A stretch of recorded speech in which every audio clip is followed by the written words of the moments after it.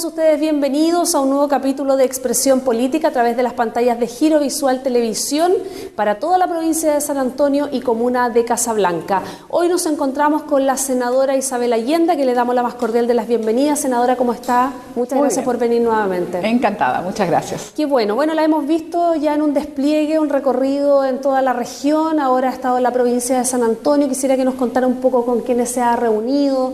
Tengo entendido que aparte de los vecinos, ¿cierto?, juntas de vecinos, también ha estado con algunos alcaldes de la zona. Sí, en el caso de Cartagena fui a visitar al alcalde, a quien no había tenido la oportunidad de saludar. Estuvimos hablando de los temas de Cartagena, muy bien, sus proyectos, su mirada. Cuando visito a los alcaldes, aparte de la cosa más protocolar, me gusta conocer de ellos directamente qué es lo que piensan, cuáles son sus proyectos, sus principales preocupaciones, en fin. Bien, muy bien, ahí estuvimos viendo. Cartagena tiene desafíos, son interesantes. Tiene que dejar de ser ese turismo tan estacional, tiene que convertirse ojalá en un turismo todo el año, porque eso les da oportunidades de trabajo, laborales, mueve el comercio, en fin.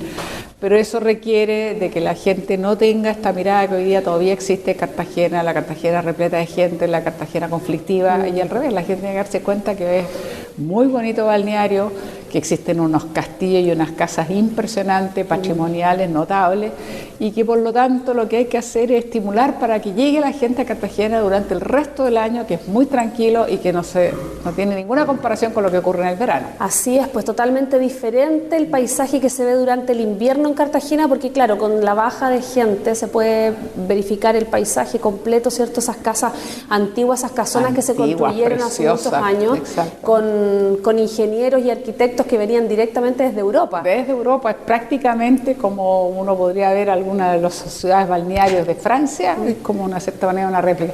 Nosotros cuando éramos jóvenes y cuando éramos bastante todavía adolescentes y juventud, que yo pasé tanto en Algarrobo, nosotros recorríamos mucho el litoral porque nos gustaba. Entonces partíamos de Algarrobo, íbamos haciendo el recorrido del Quisco, el Tao, Cartagena, San Antonio, nos gustaba mucho, porque era una forma también entretenida de ir recorriendo los caminos interiores, conocer más siempre. A pesar que eran épocas diferentes también, porque Cartagena con el paso del tiempo también se ha ido deteriorando, ha cambiado bastante, ¿cierto? A pesar que hay castillos e historia por detrás, también hay un deterioro arquitectónico.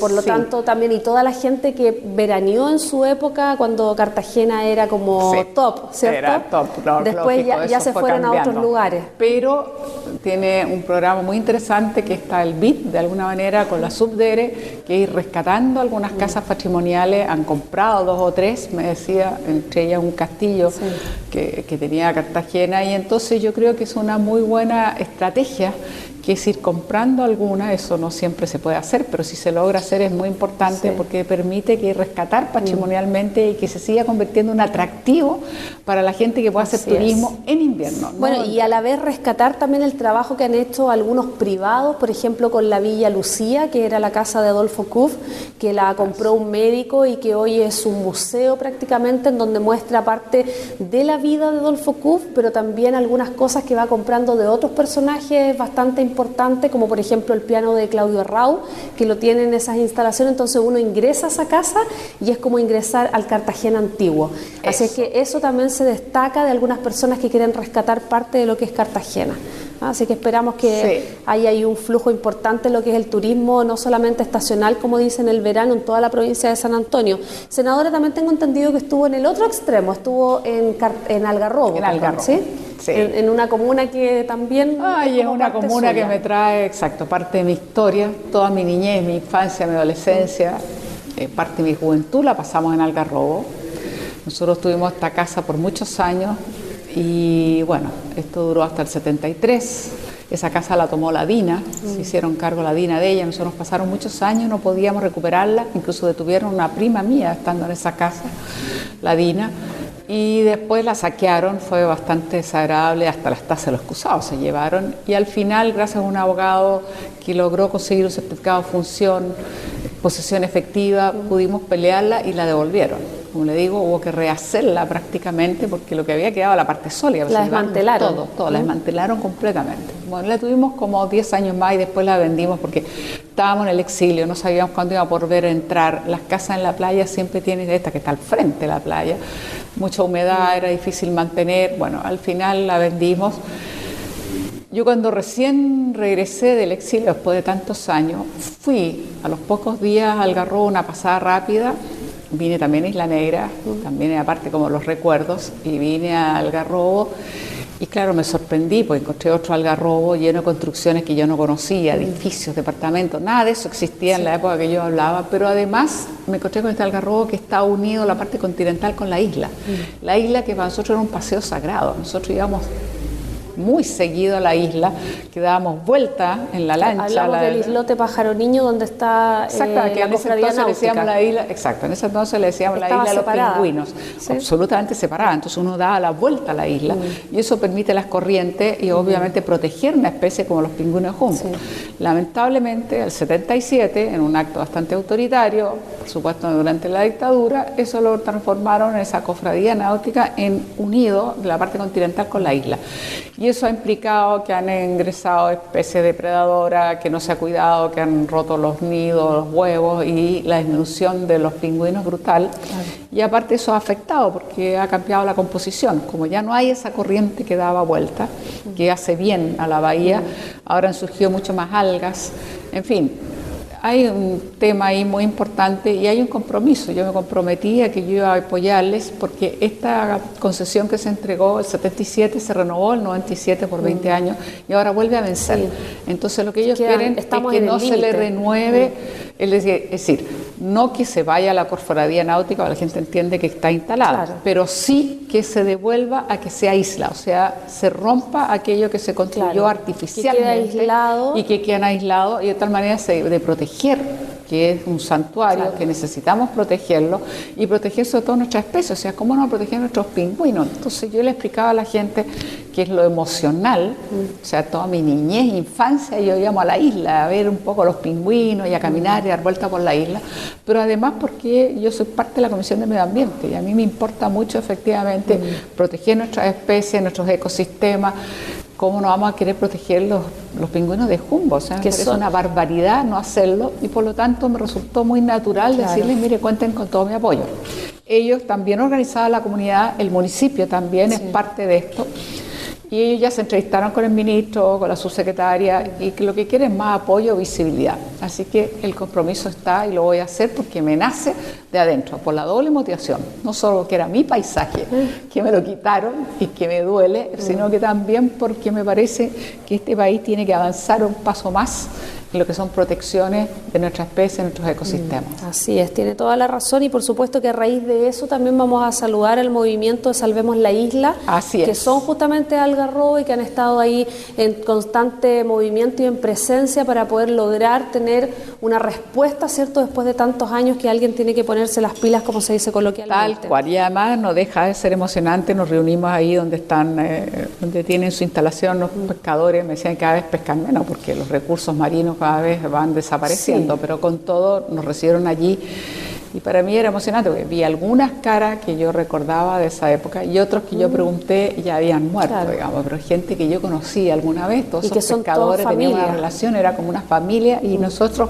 teníamos la casa, se cruzaba la calle y teníamos el mar. Bueno, ahora hace poco con las marejadas también la costa se vio fue una parte afectada. Importante, exactamente. Las marejadas están llegando casi al borde de las casas que están a orilla de playa y el sector donde están los pescadores se vieron bastante afectados, incluso con la rotura del borde costero y también el mar se llevó varios kioscos que están ahí en la orilla. Entonces ha cambiado bastante el movimiento del mar, ¿cierto? Con mayor razón tenemos que preocuparnos porque esto es un tema que llegó para quedarse. O sea, existe el cambio climático, la gente no debe dudar lo que está pasando, que tenemos unas marejadas mucho más potentes e inusuales y que la intensidad, hemos tenido 8 o 10 años de ciclo de sequía, pero que de repente comienza a llover, pero con una intensidad que llueve en un día lo que debería haber llovido, digamos, en 6 meses. Entonces, eso está afectando obviamente en todo el mundo, y por eso uno se pregunta si no hay que seguir defendiendo, como tenemos que hacer todos nosotros,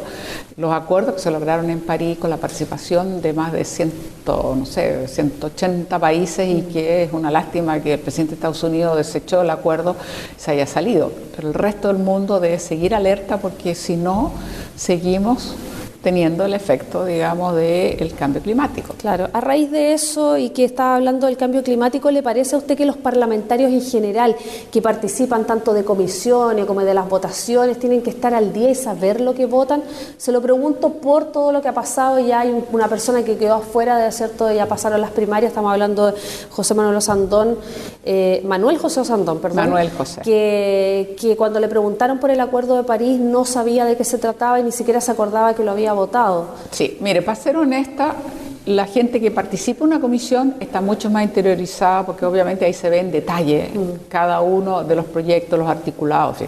Es imposible que nadie sepa de memoria toda la totalidad de los proyectos, porque son cientos y miles, o sea, vamos en 20 y tantas mil leyes, o sea, es imposible. Pero es evidente que en este caso, ¿por qué se hizo notar tanto? Porque hacía muy poco justamente que había habido toda la polémica a raíz de justamente que Trump se había salido. Entonces se habló mucho en los medios del Acuerdo de París, cómo se logró, increíble que más de 180 países firmaran este acuerdo, que se comprometiera, entre ellos Chile muy activamente, a disminuir los gases de efecto invernadero, a procurar de ver cómo se va mitigando lo que ya conocemos con el cambio climático, que llegó para quedarse. Entonces, claro, llamó mucho la atención que no pudiera en ese momento señalar, porque había salido mucho en la prensa, porque yo creo que es injusto alguien que no es parte de esa comisión. A lo mejor otra persona también no habría sabido. Usted le dice, oye, ¿qué sabe del del Acuerdo de París? Y probablemente la persona en ese momento no sabe. Claro, pero sí está en la prensa constantemente. Pero sí había estado mucho en la prensa a raíz de la polémica que se había suscitado, y eso es lo que generó, yo creo, tanta sorpresa, que además no se recordaba efectivamente, y efectivamente lo habíamos votado, y Chile ha sido un activo participante. Nuestra presidenta ha acudido a todas las cumbias previas y aquella en la que se firmó en París, justamente. Bueno, qué bueno saber eso, que por lo menos en lo que es el medio ambiente estamos cumpliendo, ¿cierto?, con una parte importante. Muy importante. Tanto en el país como a nivel internacional. Respecto a todos estos temas que tienen que ver con el medio ambiente, una polémica con el Mall Barón, ¿cierto?, que se ha suscitado en Valparaíso. Los movimientos ciudadanos en realidad de la ciudad Puerto no están a favor de la construcción del Mall Barón por muchas cosas. Una tiene que ver porque está en el borde costero, porque se tapa la vista, pero al final la UNESCO determinó por unanimidad que sí se puede construir, que sí se va a construir, así también como el Terminal 2 de Valparaíso. ¿Qué opina usted respecto a esto, cuando hay también opiniones divididas, tanto por el intendente Gabriel Aldoney, que también es socialista, que mencionó que estaba muy contento con la decisión? Sin embargo, el alcalde de Valparaíso, Sharp, no estaba muy contento con la decisión. A ver, son dos cosas un poco distintas, aunque van obviamente interrelacionadas. Primero, hay una respuesta pendiente del gobierno que la tiene que entregar pronto, creo yo, que es el puesto a gran escala. Sí. Que en definitiva yo creo que ya todos más o menos nos imaginamos que va a terminar en San Antonio y no en Valparaíso. Y eso significa que no hay que mirarlo como competidores, sino complementarios. O sea, eso significa que Valparaíso debe recibir una serie de compensaciones o recursos adicionales en la medida que se haga esta enorme inversión importante, obviamente, para Chile en San Antonio. El Terminal 2 es algo que ya fue licitado, o sea, ya está aprobado y tiene que construirse. Y eso le hace bien a Valparaíso, porque evidentemente tiene que potenciar su capacidad, tiene que lograr tener mayor movimiento, y lo que yo estoy completamente de acuerdo con el alcalde Sharp es que haya una tributación específica para que una parte de los recursos que se generan en los puertos quede en la región y no todo vaya, obviamente, como ocurre, digamos, a nivel central, y dejamos la región a un lado. Y donde es más discutible el tema Muelle Barón. Importante el informe de la UNESCO, porque la UNESCO es una entidad respetable, una institución que todo el mundo entiende que si llega a una conclusión es porque tiene fundamento. Es impensable que la UNESCO se vaya a equivocar de esa manera, y por lo tanto supone que para eso hizo los estudios previos, en fin. Pero yo diría que es mucho más democrático si el propio alcalde debería encabezar una cierta consulta ciudadana, un poco para pulsar la opinión de los ciudadanos, qué es lo que quieren los ciudadanos. Porque yo creo que el porteño, con toda razón, por un lado desea que haya que se potencia la región que lo necesita, el Gran Valparaíso, y Valparaíso lo necesita, eso se nota, es necesario, y por eso hay que activar, y una buena inversión, y es importante, como digo, que haya más actividad naviera, de carga, lo que sea necesario. Sí. Pero por otro lado, la gente siente con toda razón, como me han dicho a mí muchos, bueno, pues si nosotros lo que queremos es disfrutar de nuestro borde costero, no que esté tapado. Obviamente que no puede estar tapado en la totalidad. Entonces se supone que tiene que ser una parte muy restrictiva, y yo me imagino que si se ha construido un mall, yo quiero pronto ver los planos de ese mall, la verdad es que no los he visto, así que me gustaría, voy a pedir para que me los muestren específicamente. Me imagino que tiene que ser una cosa muy baja, no de una altura desmesurada que tape la visión, porque eso es muy desagradable, efectivamente. Como por ejemplo lo que pasó en San Antonio. Por está ejemplo. El mall, el casino, bueno, está en el subterráneo, pero además está el hotel. Entonces, claro, la idea es traer algo que sea armonioso, pero armonioso con el medio, que no tape la vista. La gente tiene el derecho a rescatar su costa, y tenemos que preocuparnos de la costa, digamos. Y en otras partes uno ha visto, yo he visto mucho en Barcelona, cómo recuperaron esa ciudad puerto. El puerto está por un lado, pero toda esta otra parte, marina, comercio, pero todo muy armonioso, no en gran escala, no tapando nada, al revés, recuperando el espacio. Que eso es lo bonito, que se recupere el espacio y, además la gente lo pueda disfrutar. Y además con el cambio climático, senadora, también sería un riesgo también poner a lo mejor algo tan sobre la orilla del mar. Bueno, lo último que estamos viendo, las últimas marejadas de la Avenida Perú y todo, uno está viendo que realmente cada vez mayor, y ahora que estuve en Algarrobo me impresionó, porque una parte importante del muro simplemente se lo llevó el mar. Se lo llevó el mar, y yo me quedé asombrada, porque uno no es común ver una cosa así. Entonces, en el último tiempo va a haber que pensar. Yo sé que hay mucha polémica con la Avenida Perú, que se dice que se puede hacer, que vale la pena hacer. Están pensando en construir alguna contención, exacto. Pero estas cosas tienes que pensar. La seguridad de los ciudadanos es muy importante, pero también, nuevamente, lo mismo. Armonía con el medio. O sea, no es llegar y poner un muro que tape todo, porque eso no se hace, digamos, para la población, y eso también tiene que ver con la calidad de vida. Por eso es importante que la gente sea escuchada, que la gente tenga una opinión, que eso ayude un poco para tomar decisiones más colectivas. Claro, y probablemente también un llamado para las inmobiliarias que construyan en un lugar más alejado de la costa y no sobre dunas, por ejemplo. Exactamente, por ejemplo, que son a veces proyectos que parecen realmente que no son muy adecuados a los momentos que se está viviendo. Claro, o sea, todos queremos tener vista al mar, pero también con seguridad, y tampoco poner en riesgo la vida de otras personas por querer vender un proyecto inmobiliario, me imagino. Por ejemplo, yo creo que no se puede, digamos, perseguir de manera tan desmesurada el tener ganancia a costa de.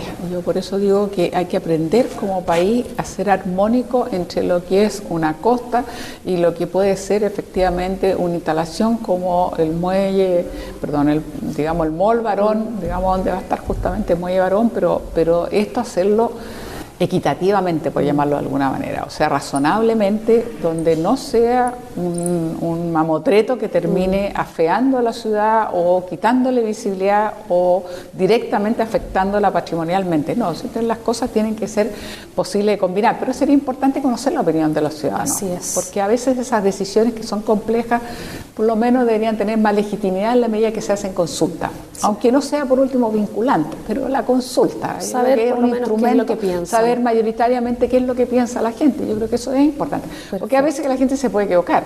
Yo le voy a dar un ejemplo, algo que no tiene nada que ver, pero me recordé. Yo me acuerdo cuando Ricardo Lagos Escobar, el presidente, planteó la Costanera Norte. Y un grupo de vecinos de lo que se entiende por Costanera Norte, el barrio, digamos, de Costanera Norte, se oponían tenazmente. Bueno, se llevó a cabo. Yo hoy día creo que todo el país, todo el mundo aprecia, digamos, lo que significa quienes estamos permanentemente transitando, digamos, por la ruta 68 y tomar la Costanera Norte. Evita el paso por la Alameda, pero claro, por supuesto, fue un tremendo beneficio. Qué duda cabe, ya no más ese atochamiento por la Alameda, que ya de por sí con todo lo que tiene transporte público. Entonces, a veces uno dice, bueno, ese era un grupo más pequeño, pero hicieron una campaña muy tenaz. Aquí tuvimos un presidente que por lo menos dijo no, va adelante, y la verdad es que yo creo que la Costanera Norte significó un progreso y una obra de ingeniería audaz en su época. Así es. Senadora, vamos a cambiar de tema y nos vamos a ir un poco a las polémicas que se han vivido en este último tiempo. Vamos a empezar por una que ya se vivió con Beatriz Sánchez. En la revista Paula hizo una entrevista, ¿cierto?, en donde se le criticó bastante, no solamente usted por verse cercana al comentario. Dijo que, calificó de totalitario el gobierno de Salvador Allende, de su padre. Así es. Ahí salieron varios, como decía, el presidente del Partido Socialista, Osvaldo Andrade. Claro, yo salí inmediatamente diciendo que era completamente inexplicable e injustificable esa concepción. Salvador Allende planteó un socialismo en democracia, pluralismo y libertad, es lo que se llamó la vía chilena al socialismo. Existían los partidos, el parlamento, la más absoluta libertad de medios, de opinión, de asociación, de todo. O sea, nadie en su sano juicio podría decir que eso fue totalitario. La verdad es que a mí me dolió mucho. Yo después creo, y al otro día lo que hice fue decir, Beatriz Sánchez ha reconocido su error, hay que reconocerlo, y aunque me hubiese gustado que lo hubiera hecho inmediatamente y no cuando vino toda la reacción, después de todas las críticas, al final le creo. Y lo dije, lo creo porque yo creo que ella, de cualquier manera, no creo sinceramente no puedo creer que Beatriz Sánchez piense que el gobierno, en serio, que el gobierno de Salvador Allende fue totalitario. Le doy el beneficio de que se equivocó. Ahora hubiese preferido que ella lo hubiese inmediatamente, apenas dio la entrevista, cuando uno siempre da una entrevista, en un momento se le puede ir una frase, pero después uno siempre puede reaccionar y decir, yo no debía haber dicho esto. Y ella como periodista todavía con mayor razón puede llamar a sus colegas y decirles, ¿sabes qué? Me equivoqué en esto. Esa entrevista fue 15 días antes. Entonces lo que yo sentí, claro, cuando salió la publicación, ahí reaccionó. Pero yo puse al final que le creía porque de verdad creo, de verdad que Beatriz Sánchez no me lo imagino, en serio, que ella pueda pensar de que el gobierno de Salvador Allende era totalitario. O sea, siempre he dicho que es inspirador de su mirada de país, de su proyecto, de su admiración, de su cariño, y por lo tanto yo le concedo que efectivamente ella reconoce que fue un error y se equivocó y pidió disculpas. Perfecto. Ahora hay otra polémica también, senadora, que se vivió por allá por Quillota con Marco Antonio Núñez, quien es diputado de la zona cordillera. Se vieron ahí en una campaña, ¿cierto? Estaba el senador Guillé, que es candidato presidencial de la nueva mayoría. Sin embargo, él parece que no se portó muy bien porque le quiso tapar ahí, así como, córrete para allá porque aquí estoy yo, ¿no? La verdad es que no hubo ningún empujón, ni mucho menos. Eso sería una absoluta falsedad. Pero sí a mí me produjo una sensación un poco desagradable de una persona que se va corriendo suavecito, pero suavecito al punto que efectivamente se fue pegando a Guillé estando yo ahí, que estaba al lado en ese momento de Alejandro Guillé. Mire, yo no estoy en edad para estar, digamos, a peleas de codazos, ni mucho menos, no fue así. Quiero decir, pero digo en términos generales, que puede ocurrir muchas veces frente a los medios, cosas así, quién aparece al lado de un candidato, quién está mejor en la foto. Pero eso se no es mi normalmente en las campañas, ¿no? Eso suele ocurrir, por eso digo, pero no es mi estilo, a mí no me va, no lo necesito, no soy una persona a quien le gusta, no soy ni conflictiva ni descalificadora, creo que la gente sabe reconocer eso, yo creo que no soy una persona. Es cierto que tuvimos un diálogo ahí y es cierto que a mí me molestó en su momento. Que lo trató de tonto. Yo lo traté de tonto. Es muy raro que yo haga una cosa así, pero me salió de adentro, porque me molestó, porque le digo, me hacen una pregunta y tuve que decir perdón, pero a ver si este joven me deja el espacio para hablar, porque como se había ido corriendo, yo había quedado hasta incluso un poco más atrás. Dije, a ver si este joven me da el espacio para hablar. Entonces ahí me dijo, yo soy diputado. Yo le dije, yo soy senadora. Sí, me dice, pero por Atacama. Y me salió de adentro. Yo lamento, no es normalmente la forma en que yo me expreso, pero creo que también en la política uno está para las ideas, las convicciones, los proyectos, en fin, y no para las Pero ¿no siente que a lo mejor puede ser que como él es candidato a senador se sienta pasado a llevar y asustado porque llegó una senadora que tiene trayectoria, que claro, viene de Atacama, muchos la han criticado por eso, porque no es su región, pero es como el susto que le da a algunos candidatos cuando dice, viene otra persona y me va a quitar el puesto? Bueno, yo creo que efectivamente puede haber nerviosismo, no hay ninguna duda. Yo creo que yo soy una candidata fuerte y yo creo que eso le debe en algún momento afectar, digamos. Más que yo sinceramente creo que el perfil mío como senadora en ejercicio y eventualmente si soy elegida senadora es como mucho más idóneo, digamos, eso es notorio. Entonces yo creo que algo de eso puede haber o debe haber. Claro. Ahora, respecto a lo mismo, lo he visto, no sé si usted ha visto un video de una entrevista que le hicieron nuevamente al diputado Marco Antonio Núñez, donde le preguntan justamente por usted. Él dice: yo tengo mucho respeto por la senadora Allende, por la imagen de su padre, porque tengo respeto por Salvador Allende. Sin embargo, dice que usted viene a turistear, que viene porque no es de acá, porque él dice: yo tengo un arraigo. Entonces, más allá de lo que pasó y que lo captó la televisión y que fue, cierto, bien bullado y que de alguna manera también lo criticaron porque es hombre, entonces como pucha un poco de respeto, pero ahora sigue con la polémica. Sigue por la polémica, a mi juicio absolutamente artificial.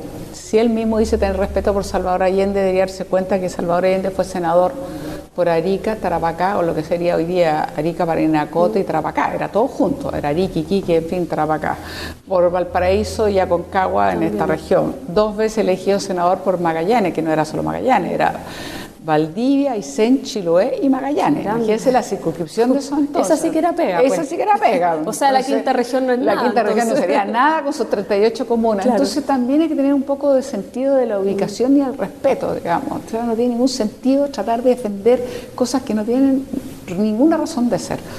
O la gente no tiene solamente que, digamos, necesariamente defender donde nace. Por ejemplo, Salvador Allende, en honor a la verdad, siempre se ha dicho nació en Valparaíso. No nació en Valparaíso, él nació en Santiago, pero de muy temprana edad se trasladaron a vivir a Valparaíso. Y él caminaba por los cerros de Valparaíso, estudió en el Liceo Eduardo Labarra, entonces él decía que era porteño, pero en realidad no nació en Valparaíso. Entonces esto es lo ridículo, que poco menos que hay que haber nacido en un lugar, no.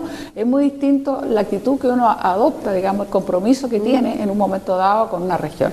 Yo no estoy, ya le dije, yo creo que en la política uno está para ideas, proyectos. Yo creo que la gente me ha visto una larga trayectoria parlamentaria, los temas que he defendido, lo que pienso, lo que soy, y no estoy en realidad para ese tipo de pequeñeces, porque creo que no ayudan en nada. Yo creo que al revés, en este país si hace falta es elevar el debate, reflexionar en conjunto, buscar los temas, trabajar transversalmente, ojalá, y si no, bueno, lo que uno sienta que debe ser los principios, los compromisos, y no para estar realmente en este tipo de cosas, que no tiene ningún sentido. O sea, a mí casi ya me da como risa, en el sentido de decir, bueno, ¿qué bicho le pica? Es como, ¿estamos en política o en farándula? O sea, qué absurdo, porque ¿qué argumento puede darse? Porque igual la política tiene un poco de farándula de repente. Pero... De repente tiene su farándula, pero ¿qué sentido tiene? O sea, llegar a ese nivel de descalificación que está haciendo turismo, está bien. Te dice que estoy haciendo turismo, eso será su mirada. Yo encuentro que las pequeñeces no hay que contestarlas. Lo que yo estoy diciendo es que yo creo que este es un precioso desafío. Tengo mucho deseo de que los socialistas consigamos lo que nos hemos propuesto, que es llevar una socialista al Senado, que estoy segura que vamos a lograrlo, que voy a ser una socialista, que además va a aportar 3.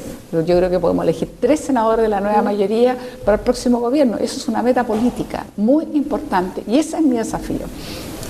Perfecto. Ahí está entonces parte de la respuesta. Y en relación al tema, otro tema, ¿no?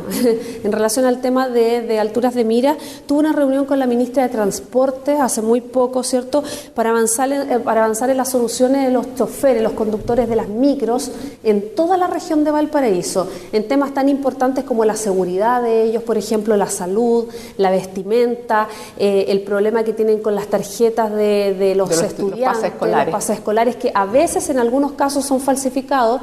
Entonces la ministra adoptó un compromiso bastante importante y quisiera que nos contara un poco de qué se trata. Mire, para mí fue muy grato porque efectivamente es una reunión que tuvimos junto al diputado Schilling, estábamos ahí en Quillota. Y bueno, tuvimos una reunión con parte de la directiva, el presidente estaba en ese momento enfermo, después supe que había tenido unos cálculos, el pobre riñón, así que estaba complicado, pero en ese momento entonces con una parte de la directiva y me empezaron a plantear todos estos temas. Y digo, mire, ¿sabe qué? Una solución muy sencilla. Yo lo que propongo es que esto mismo lo conversemos pero con la ministra. Y fue realmente muy grato porque esto fue un viernes y el martes estábamos en Valparaíso conversando con la ministra. Quedaron muy agradecidos. Llegaron como 6 de ellos de su directiva, ya el presidente cada vez había mejorado.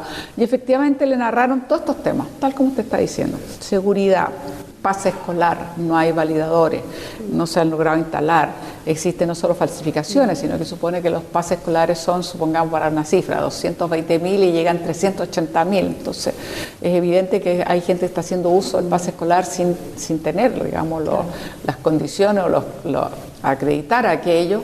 larga jornada, temas de uniformes, debería haber un compromiso cuando se tiene con el operador de 3 uniformes, con suerte le entregan 1, en fin. En los terminales no todos tienen las condiciones que deberán tener, en baños, comedor, piso de cemento, no tierra, que a veces se hace el charco, la lluvia, etcétera, etcétera, etcétera.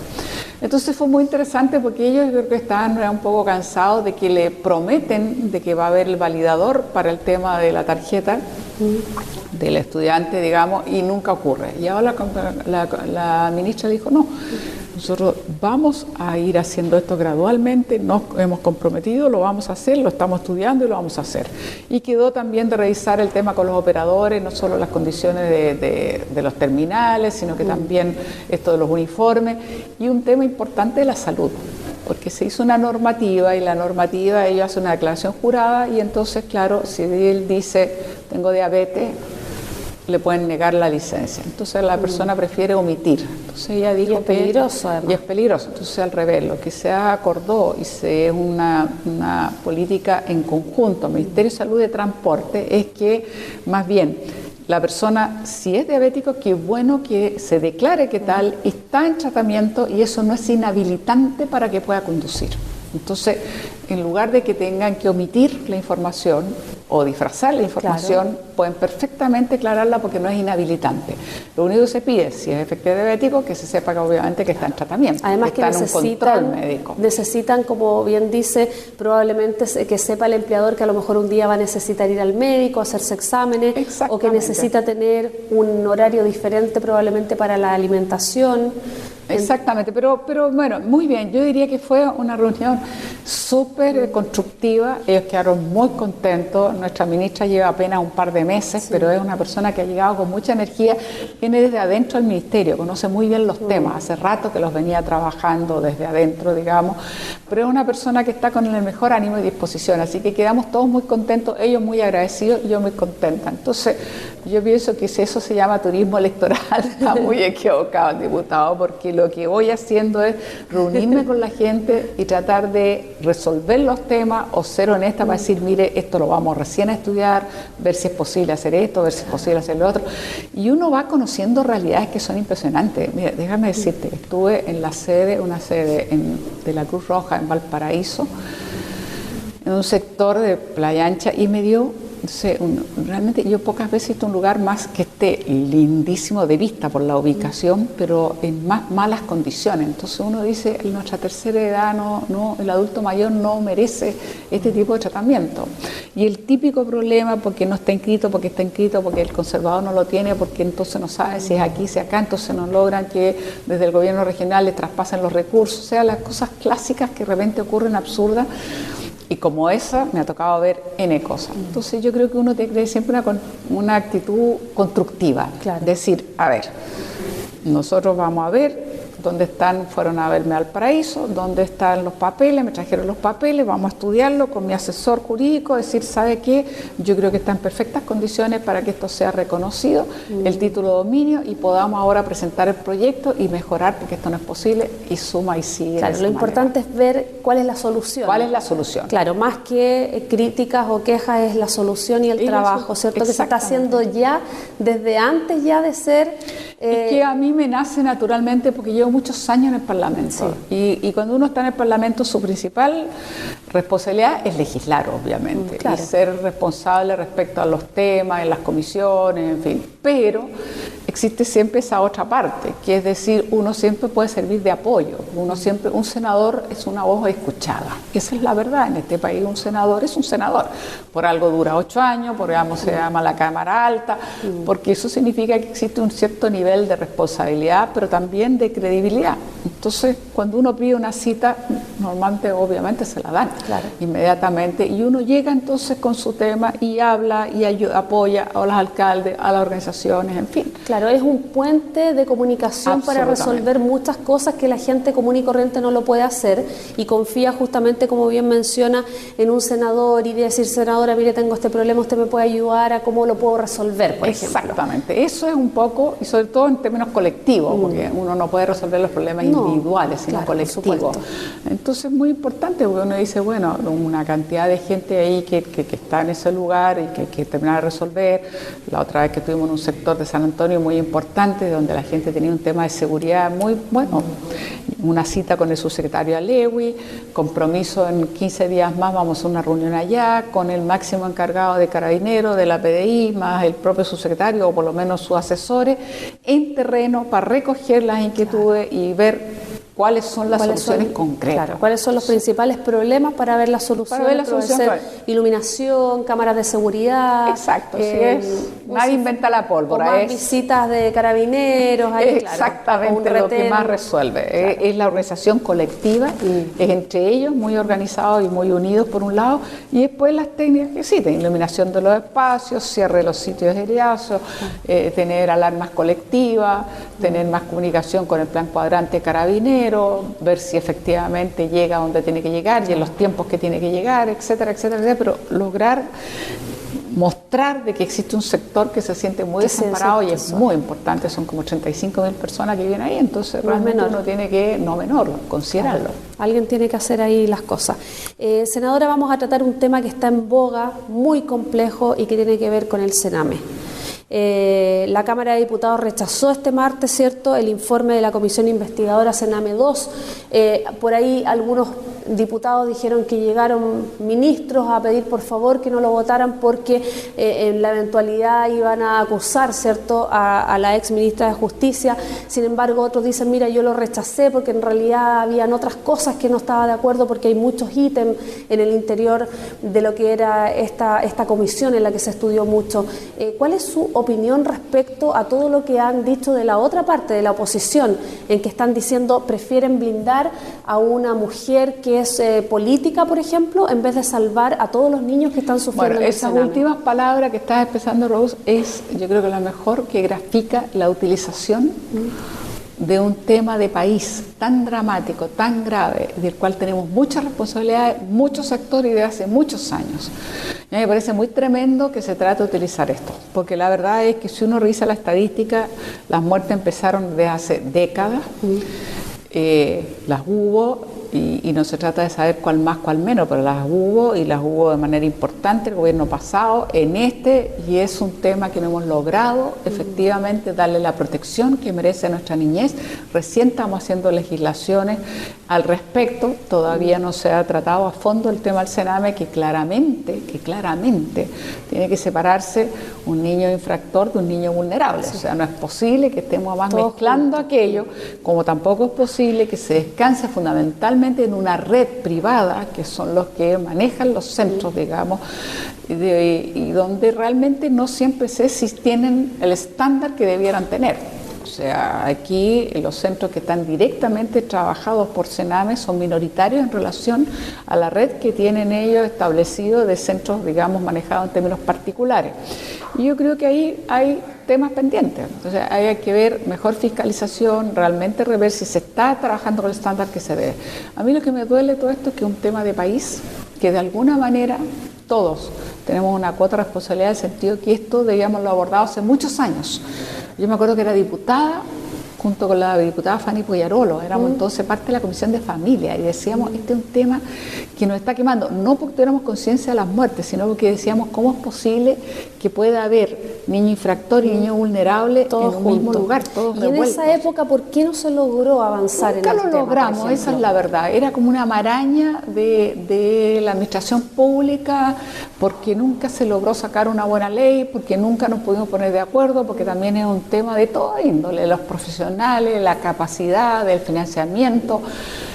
La verdad es que por eso digo, es una responsabilidad que viene arrastrándose hace muchos años. Entonces hay que haber una parte absurda, quiere haberlo tratado de enfocar todo en una persona cuando este es un tema que claramente hemos fallado como país, como sociedad, como gobiernos en plural. Entonces haber tratado de focalizarlo toda una ministra que tuvo 1 año y 3 meses, yo creo que más bien era un cierto objetivo político. Pero a mí lo que me interesa, porque no voy a caer en la polémica, que lo encuentro ya francamente un poco una utilización indebida. A mí lo que me interesa es decir, ya no más. Ya no más. Esto significa que hay que discutir en la ley de presupuesto si se va a aumentar el presupuesto para el Sename, si vamos a tener los suficientes profesionales, si vamos a lograr sacar la separación definitiva, infractor, niño vulnerable, si vamos a tener mejores condiciones preventivas, si vamos a lograr, todo esto más va unido a la mano de otras cosas.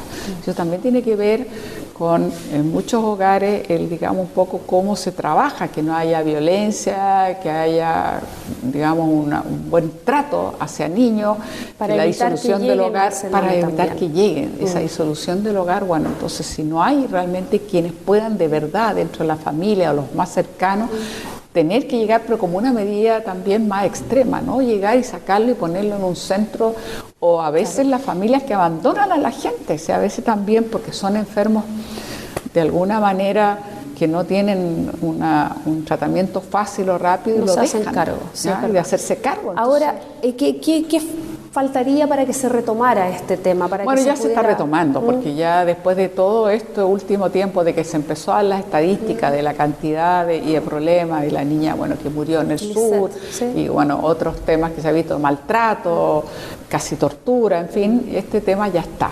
Nosotros sacamos bueno, estamos sacando la Subsecretaría de Protección a la Niñez, estamos sacando el Convenio Internacional, estamos queriendo llegar a una suerte de ombudsman, o sea, de protector de derechos de la niñez.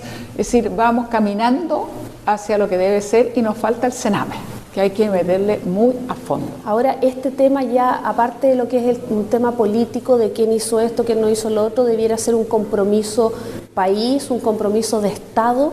Totalmente, por el beneficio de los niños. Totalmente, o sea, yo encuentro que todos nuestros candidatos, todos, sin excepción, deberán afirmar compromiso. Yo no veo ninguna razón por la cual no podemos hacer un gran acuerdo nacional, decir Sename tiene que tener prioridad. Y por lo tanto, Sename habrá que darle más recursos, más capacidad profesional, mejor gestión, separación. Sename tiene dos instancias, una es esta y otra que no tiene nada que ver, que es el factor niño vulnerable. Y debe incluir, obviamente, me imagino, para los que estudian en las comisiones, sobre todo, una mayor rapidez en las adopciones también, porque hay muchos también se dice que pasa mucho tiempo antes que... De 1 a 3 años, pero en los mayor casos son los 3 años. Y hay muchos matrimonios en Chile, muchas parejas que no pueden tener hijos, que tampoco pueden llegar a los recursos para poder hacerse tratamiento, por lo tanto una alternativa también es la adopción. Absolutamente. Ahora, se entiende que también tienen que cumplir con esos requisitos porque esta entidad no le va a entregar un niño a una familia que también pueda que lo maltrate, que no lo atienda bien. Tiene que estudiarse muy bien el perfil de la familia para que sea susceptible de adopción. Y eso está establecido con cierto criterio un poco estrecho, porque la primera prioridad es padre y madre, después puede ser que efectivamente sea o viuda o soltera o en fin, pero yo creo probablemente más adelante parejas del mismo sexo. Sí, bueno, yo por lo menos considero que sí. Yo creo que este es un tema que efectivamente lo que uno busca es el bien superior del niño, y a mí nadie me puede decir que yo tengo necesariamente garantía que un padre o una madre puede ser mejor que a lo mejor dos madres o dos padres. Depende de el alma, el sentimiento, el corazón, cría, la voluntad, ¿no? De cómo cría, cómo lo siente, cómo lo vive. Es mucho más profundo que solamente un estado civil. Y en ese caso va de la mano también con el beneficio del menor. Por eso, tiene que siempre... mejor que esté en una buena familia. Ese siempre tiene que velarse por el bien superior del niño. Y yo creo que siempre es mejor que tenga una familia. Y una familia auténtica, y una familia auténtica, como hemos dicho en este país.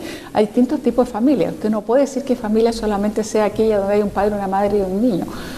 Familia significa que puede ser una madre soltera, familia puede ser que efectivamente sea una pareja homosexual. Eso puede ser familia. Por algo no se ha logrado nunca definir familia, porque familia le incluye toda esta diversidad. Claro. Y va a ser un tema, sé que va a ser un tema bastante complejo de abordar. Pero va a estar en la palestra, porque viene la mano con esto, todo lo que llamamos protección de la infancia, protección de la niñez, la subsecretaría, el ombudsman, y el día de mañana, si la adopción, como dice, tenemos que revisarlo, con qué criterio, para ser eficiente. Va a tener que ser todo por separado, porque si incluyen automáticamente esto ahí, no lo van a sacar nunca. No lo vamos a sacar nunca. No, va a ser muy complejo. No, es un tema muy polémico que tiene que venir después. Va a tener que ir más adelante, poder incluirlo en algún minuto. Exacto. Bueno, senadora, queremos agradecer que haya estado con nosotros, muy agradable la conversación, para poder conocer, ¿cierto?, todo el trabajo que está realizando y que ha estado haciendo durante muchos años, su vida, el arraigo, y también un par de polémicas por ahí que también es necesario conocer, porque la gente quiere saber qué es lo que pasa, cuál es la opinión de la senadora, en qué está la senadora, y que está muy bien además, porque tenemos entendido que por ahí se había doblado un tobillo, pero que ahora está mucho mejor. Habían varios que estaban preocupados ahí preguntando. No, eso fue unos pocos días, un esguince. Es algo que, bueno, suele ocurrir. Pisé mal, se me dobló un esguince. Estuve como 5 días con una bota, que no es muy cómodo, digamos, pero ya pasó. He andado después otros días con una tobillera y ya pasó. Y está bien. Y estoy bien. Ya, qué bueno saberlo, pues sí. Entonces, deseamos que le vaya muy bien, que sigan este recorrido por la quinta región, en donde la vamos a estar viendo durante mucho tiempo, porque me imagino que va a volver a visitarnos para contarnos un poco en qué va. Mucho tiempo, porque vamos a seguir trabajando la forma que lo estamos haciendo. Yo estoy muy contenta por eso, porque creo que está bien lo que decíamos: conversación, información, traslado, ser un puente, como lo dijo con mucha claridad, y buscar la manera que haya un diálogo más directo, que se vaya encaminando una solución, cualquiera que sea la temática, en la medida que eso sea posible. Perfecto. Muchas gracias, que le vaya muy bien. Y ustedes sigan en la compañía de Giro Visual. Hasta pronto.